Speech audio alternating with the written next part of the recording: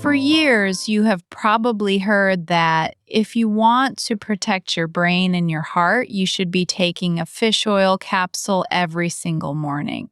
The most careful research tells a very different story, and today we are going to break down what omega-3 really does, where it actually comes from, and why the supplement aisle may have been selling you a shortcut that the evidence does not fully support. Welcome to Longevity Lab. I am Claire. And I am Robert. Claire, you just described my kitchen counter. I have a bottle of fish oil right next to the coffee maker, and I have been taking it for years because I thought it was the one thing everyone agreed on. You are not alone. And look, I want to be clear from the start. This is not an anti-supplement episode. It is an episode about what the evidence actually shows. Because omega-3 is one of those topics where food and supplements get treated as if they are the same thing, and biologically they are not. So first big question, if omega-3 is so important, why have I never stopped to ask which kind I am taking? That is exactly the right question. Most people say omega-3 like it is one thing, but omega-3 is a family of fatty acids, and the family members do different jobs. The three you will hear about are ALA, EPA, and DHA. Okay, I have seen those initials, but I will be honest, I could not tell you what they stand for. Let us make it simple. ALA is short for alpha-linolenic acid. It is found in plant foods like flax seeds, chia seeds, and walnuts. EPA is eicosapentaenoic acid, and DHA is docosahexaenoic acid. Those two are the long-chain marine omega-3s, found mainly in fatty fish and algae. When we talk about brain and heart protection, EPA and DHA are the heavy lifters. And here's where I may have gone wrong, because I eat walnuts and put flaxseed in my oatmeal, and I thought that was covering my brain health too. And this is one of the most important gaps in popular nutrition advice. Plant-based ALA is healthy, but your body has to convert it into EPA and DHA to get the same benefits. The conversion is surprisingly low. In most people, only a small percentage, often less than 10%, becomes EPA, and the conversion to DHA is even lower, sometimes less than 1%. Wait, less than 1%? So my flaxseed is doing almost nothing for my DHA levels? It is not nothing, because ALA has its own benefits and the fiber and lignins in flaxseed are wonderful. But if your goal is DHA in the brain, plant omega-3 is not an efficient route. That is why vegans and vegetarians who do not consume fish need to think carefully about direct sources of DHA and EPA like algae oil. So the first myth bites the dust. All omega-3s are not created equal. What about the fish oil I am already taking? It says EPA and DHA right on the bottle. Now we get to the part that surprised me most when I first dug into the research. There is a huge gap between what observational studies find in people who eat fish and what randomized trials find in people who take fish oil supplements. And here is the finding that changed how I talk to clients. When researchers follow large groups of people for years, those who regularly eat fatty fish have lower rates of cognitive decline and cardiovascular problems. But when they give healthy people fish oil capsules in randomized controlled trials, the results are much weaker and much more mixed. That sounds contradictory. How can eating fish show benefit, but taking the oil from fish not show the same? It is one of the most instructive contradictions in nutrition science. One possibility is the food matrix. When you eat salmon or sardines, you are not just swallowing isolated oil. You are getting protein, selenium, vitamin D, iodine, and a whole structure of fats that interact with your digestion. Another possibility is that people who eat fish regularly are eating less processed meat and more vegetables at the same meal, And a third possibility is that supplements only help people who are truly low in omega 3s to begin with. If you already have enough, adding more may not do much. So it is not that omega 3 does not matter, it is that the capsule may not be the best delivery system for most people. That is a fair way to say it, and there is a specific trial that really drives this home. The VITAL trial, published in 2019, followed more than 25,000 adults and tested a daily 1-gram marine omega 3 supplement against placebo. The overall results for major cardiovascular events were not statistically significant for the whole group, but when they looked more closely, the people who had low fish intake at the start saw a meaningful reduction in heart attack risk. In the supplement group overall, there was about a 28% lower rate of heart attack, but no significant reduction in stroke or cardiovascular death. That is not a clean knockout. That is a nuanced, modest, conditional effect. Wait, so if I do not eat fish, the supplement might help my heart, but if I already eat salmon twice a week, the extra pills may be a waste? That is exactly the kind of question the evidence raises. It also tells us that omega 3 status at baseline matters. This is why food first is not a slogan, it is a strategy that aligns with the biology. Okay, but what about the brain? I always thought DHA was brain food and that if I took enough, I would stay sharp. DHA is genuinely important for the brain. It makes up a meaningful part of the cell membranes in your neurons, especially in areas responsible for memory and learning. Think of DHA as keeping the membrane fluid so signals can pass quickly. That part is well established. The problem is that taking a supplement to improve cognition in a healthy older brain is much less established. So I may have been taking it for a benefit the evidence does not promise. Let us put it this way. If you are deficient, correcting that deficiency matters. If you are already adequate, more DHA does not appear to make an already healthy brain supercharged. The evidence for preventing cognitive decline in generally healthy adults from fish oil supplements is weak. A Cochrane review that aggregated randomized trials found little to no effect of omega 3 supplements on preventing cognitive decline or dementia in healthy older adults. The food studies look more promising, but they cannot prove cause and effect because healthy people who eat fish may do many other protective things. That is a huge relief and a little frustrating at the same time. I have been paying for years for pills that may not be doing the thing I bought them for. And that is the wellness industry problem in a bottle. It sells omega 3 as a guarantee. The science sells it as a conditional nutrient. The question is not whether omega 3 matters. The question is how to get it in a way your body actually uses, and whether you personally need more. Okay, so let us get practical. If I am standing in the grocery store, what should I actually buy? The strongest food first target comes from the same body of evidence. Most guidelines, including the American Heart Association, recommend eating fish, particularly fatty fish, at least twice a week. A serving is about the size of your palm, roughly 100 to 150 grams, or about 4 ounces. The best sources of EPA and DHA are salmon, mackerel, sardines, herring, anchovies, and trout. If you are older like you, Robert, the one I hear people forget is sardines. And they happen to be brilliant because they are small, low on the food chain, lower in mercury, high in calcium if you eat the bones, and cheap if you buy them canned. I have to admit, I have not opened a can of sardines in maybe 40 years. My father used to eat them on crackers. I thought they were old-fashioned. And now they are one of the most evidence-friendly foods you can put on a cracker. Canned sardines, mackerel, and salmon give you the same EPA and DHA as fresh fish. The processing is minimal. If you are worried about sodium, you can choose ones packed in water or olive oil and rinse them.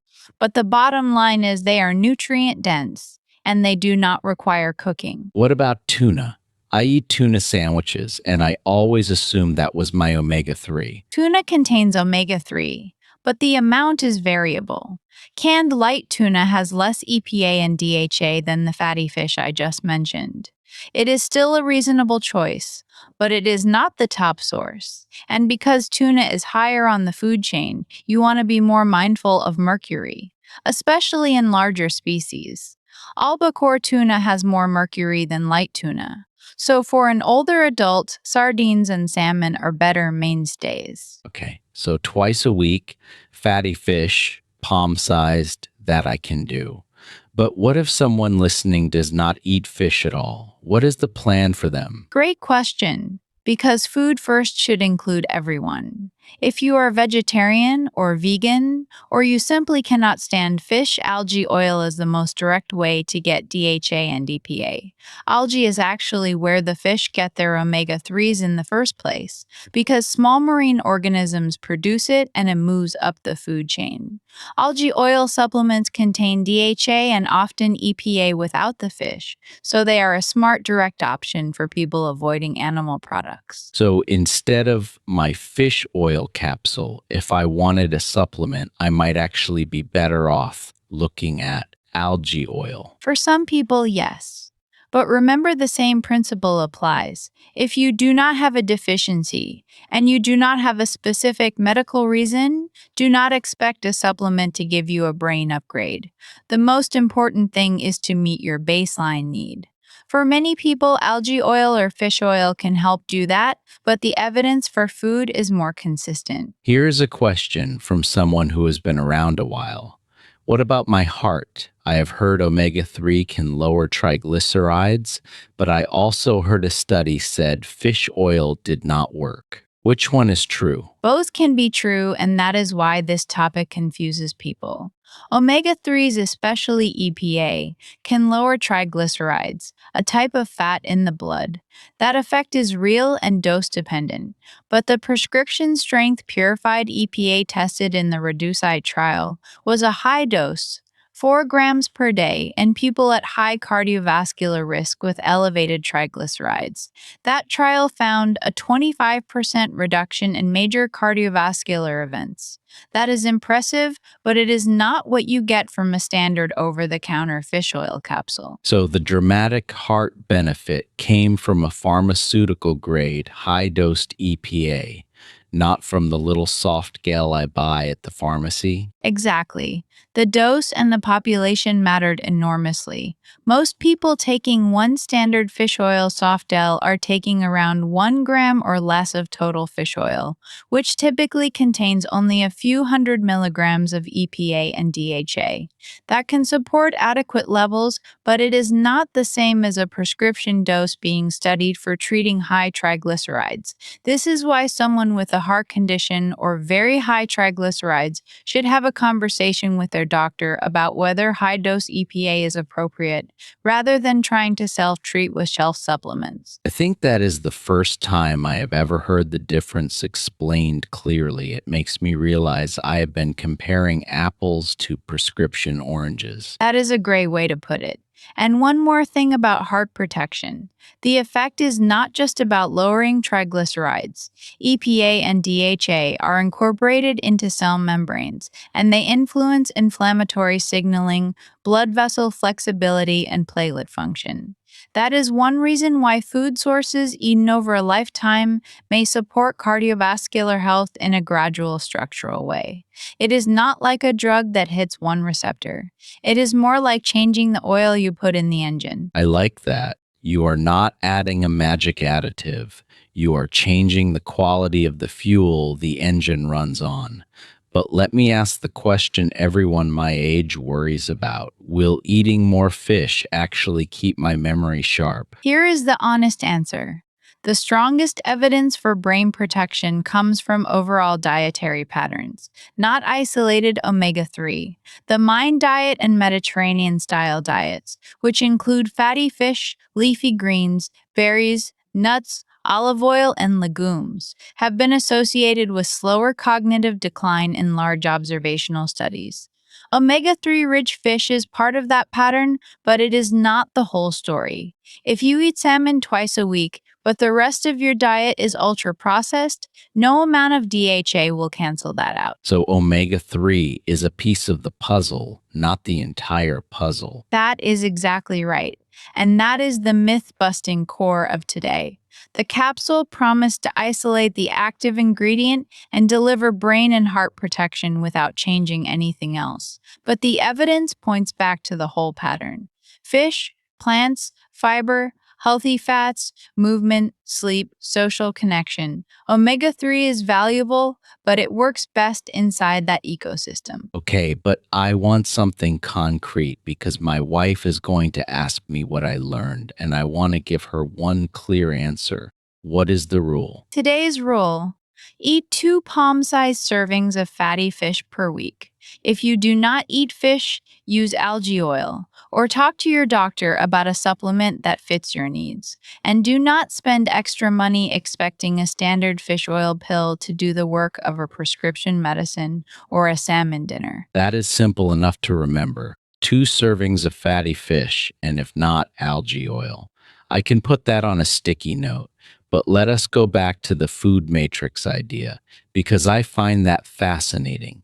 Why exactly does a sardine deliver something a capsule does not? Is it just the other nutrients? The food matrix is the three-dimensional structure of the whole food. Inside a sardine, the omega-3s are packaged with proteins, minerals, and other fats. This affects how the fats are released during digestion, how they interact with bile acids, and how they are absorbed over time. There is also emerging research on how omega-3s in fish might be less oxidized than some refined oils in capsules, though that depends on storage and quality. And do not forget that eating fish often displaces something else. If you have salmon for dinner, you are probably not having a processed burger. That substitution effect is powerful. So it is not only what you add, it is what you replace. Exactly, and that is one of the most overlooked principles in nutrition. People want the addition without the substitution. The evidence suggests the substitution is part of the benefit. All right, so let me give you a real scenario for my week. Tuesday, I had a frozen fish fillet, but I fried it in a lot of butter and served it with white rice and a sugary sauce. Am I getting the omega 3 benefit? You are getting some EPA and DHA, yes, but the overall meal was pro inflammatory in other ways. Butter and white rice and sugar are not going to erase the omega 3, but the net effect of a meal matters. A better version would be the fish baked or lightly pan seared in olive oil with leafy greens, tomatoes, and beans or a whole grain. That is a Mediterranean style plate. It delivers the omega 3s with fiber, polyphenols, and monounsaturated fat. So I should not think of fish as a license to eat anything else I want around it. Right. Food is not a single ingredient supplement, it is a pattern, and the pattern is what the research keeps coming back to. If this is already changing your shopping list, now is a great moment to subscribe to LongevityLab. We give you one evidence-based health behavior every single day with no pills to sell and no fear to push. That is the whole point. We want you leaving every episode with one action you can actually take. Now let us keep sharpening the practical picture because there are still a few details that trip people up. Okay, what about fish oil quality? I have seen bottles that say molecularly distilled, third-party tested, high potency. Does any of that matter? Quality matters if you are going to take a supplement because fish oil can oxidize and become rancid. A third-party tested product with a clear EPA and DHA amount per serving is better than an unknown bottle that has been sitting in a hot warehouse. But here is the bigger point. Quality testing does not transform a modest evidence base into a miracle. It just means you are taking what the label says. If your doctor has recommended fish oil for high triglycerides, ask about the exact dose and whether a prescription EPA product is appropriate. If you are taking it on your own for general prevention, the return may be small. You mentioned oxidation. Is that why some people burp up a fishy taste? Often, yes. Repeated fishy burps can be a sign the oil is oxidized. It is unpleasant and it can also mean the product is not as fresh as it should be. If that happens regularly, try a different brand, keep it refrigerated, or switch to a small oily fish, which pretty much solves the burp problem. I will take salmon over fish burps any day. But let me ask you about another popular idea. I have heard that omega 6 is the enemy, and that vegetable oils are causing inflammation, and that I need to take omega 3 to balance the ratio. Is that true? This is where wellness influencers love to overstate the case. Omega 6 fats found in many seed oils are essential too. Your body needs both. The old idea that omega 6 directly cancels omega 3 and that you must chase a perfect ratio is mostly an oversimplification. The more evidence based view is that replacing saturated fat with unsaturated fat including omega 6, can improve cardiovascular risk. The danger is not omega 6 itself. The danger is eating too many ultra processed foods that happen to contain refined oils, excess calories, sugar, and salt. So I do not need to throw away my sunflower oil and start eating fish at every meal to fix some ratio. No. Use olive oil, eat nuts and seeds, include fatty fish, and do not obsess over a ratio. That is a much more sustainable and evidence based approach. Now I am starting to see why the supplement industry loves omega 3. It is a real nutrient with real importance. But they can turn it into fear. You are afraid of losing your memory, so take this pill. You are afraid of a heart attack, so take this pill. The fear sells better than a salmon fillet. And that is why we do this show. Health knowledge is empowering when it is accurate. You are not at the mercy of a pill. You have real, delicious, everyday foods that deliver these fats in a way your body recognizes. And the best part is, the foods also do other good things we have not even covered. Okay, let us make sure we cover them briefly, because I want the full picture. What else is in that can of sardines or salmon fillet that makes it so useful for someone my age? Fatty fish is one of the few natural food sources of vitamin D, which matters for bone health, muscle function, and immunity. It provides high quality protein that helps maintain muscle as we age, which is crucial for longevity. It provides selenium, iodine, and B12. And small fish eaten with bones give calcium. When you take a fish oil capsule, you miss most of that. So the same 200 calories of sardines gives me protein, vitamin D, B12, calcium, selenium, and omega 3. The capsule gives me a little oil and a fishy burp.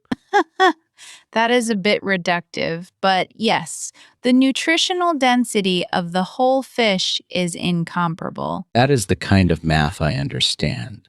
But can we talk about mercury for a second? Because I know people worry about eating too much fish, especially when they are older. Mercury is a legitimate concern, but the answer is not to avoid fish, it is to choose lower mercury species. The US FDA and EPA advice for adults is to eat a variety of fish and to choose options lower in mercury. Salmon, sardines, trout, herring, anchovies, and Atlantic mackerel are generally low in mercury. Shark, swordfish, king mackerel, and tilefish are the ones to limit. For most adults, the benefits of eating fish far outweigh the risks if you choose wisely. So 2 servings a week of low mercury fatty fish is safe enough for someone in their 60s? For most people, yes. If you have kidney disease, or you are pregnant or planning pregnancy, or you have a specific concern, that is a conversation with your doctor. But the general evidence is reassuring for the species I mentioned. What about farmed salmon versus wild salmon? I see a huge price difference, and I never know if it matters. Both farmed and wild salmon provide meaningful EPA and DHA. Wild salmon tends to be a bit leaner and higher in some minerals, while farmed salmon tends to be higher in total fat and total omega 3, though the feed composition matters. For most people, the best salmon is the one you can afford and will actually eat regularly. If budget matters, canned salmon is excellent and often wild caught. That is practical because I have stood in front of the fish counter feeling guilty for not buying the expensive wild fillet, and then I just buy chicken. And that is exactly the kind of all or nothing thinking that gets in the way. The goal is not perfection, it is 2 servings a week of something realistic. Canned, frozen, fresh, farmed, wild, all can work. Let me test my understanding now. The body uses ALA from plants poorly to make DHA.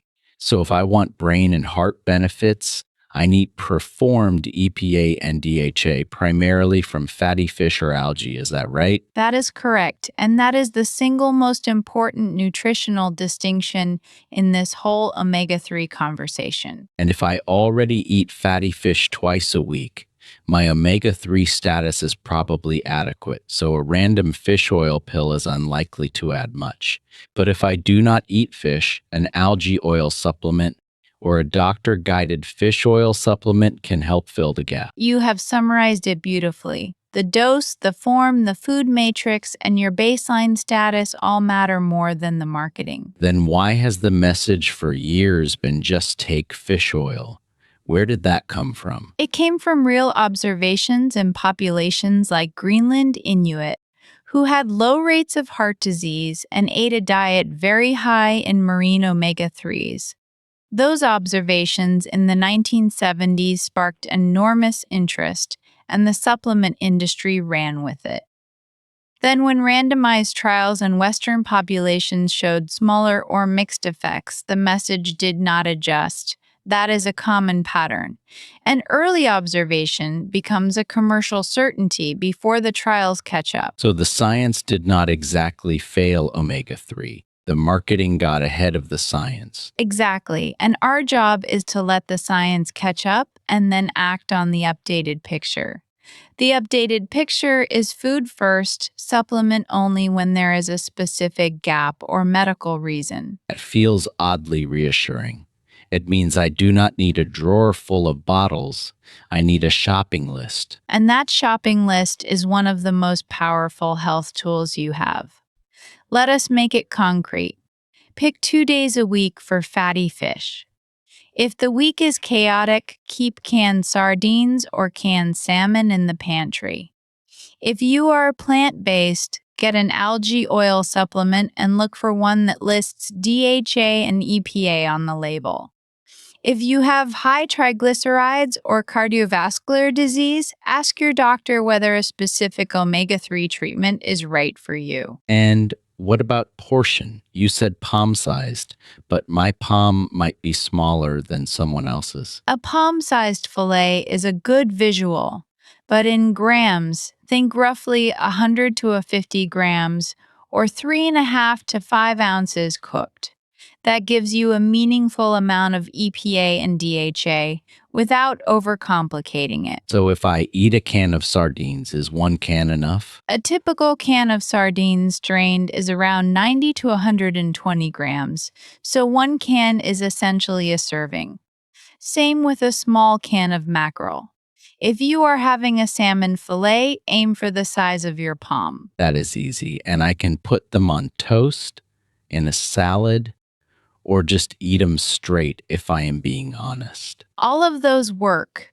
The best omega 3 food is the one you will eat every week, not the one you admire in a recipe and never cook. So let us get to the research case study. You mentioned the Vital trial and reduce it.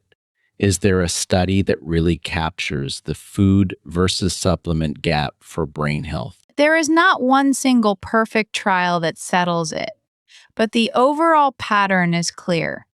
Large observational studies, like those using food frequency questionnaires in tens of thousands of adults, repeatedly find that people who eat fish at least once or twice a week have slower cognitive decline and lower dementia risk over years of follow up.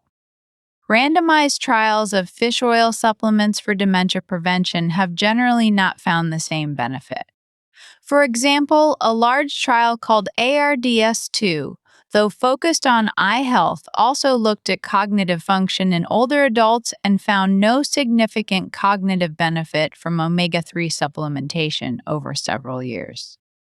Meanwhile, diet pattern studies like the Mind Diet cohort studies show that the combination of fish, berries, greens, nuts, and olive oil is associated with better cognitive aging. So the brain effect probably comes from the pattern, not a single capsule. That is exactly the takeaway. The brain is too complex for one nutrient to be the sole hero. Omega 3 is necessary, not sufficient. I think that phrase should be on a t-shirt, necessary, not sufficient.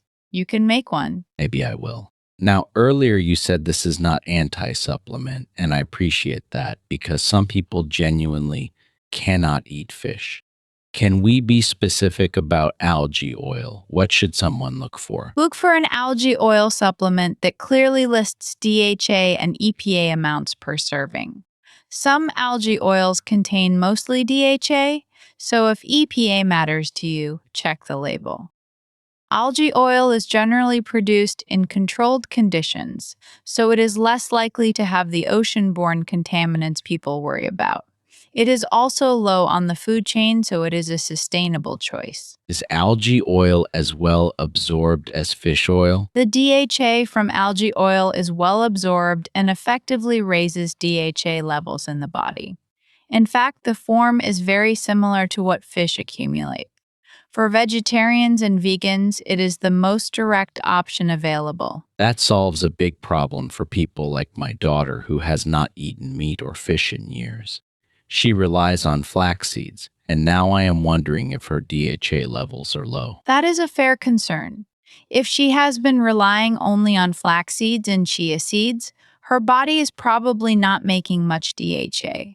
She might want to consider an algae oil supplement, but again, if she is healthy and has no symptoms, it is about meeting baseline needs, not chasing a superhuman brain. A conversation with her doctor or a registered dietitian can help. I will mention it to her kindly.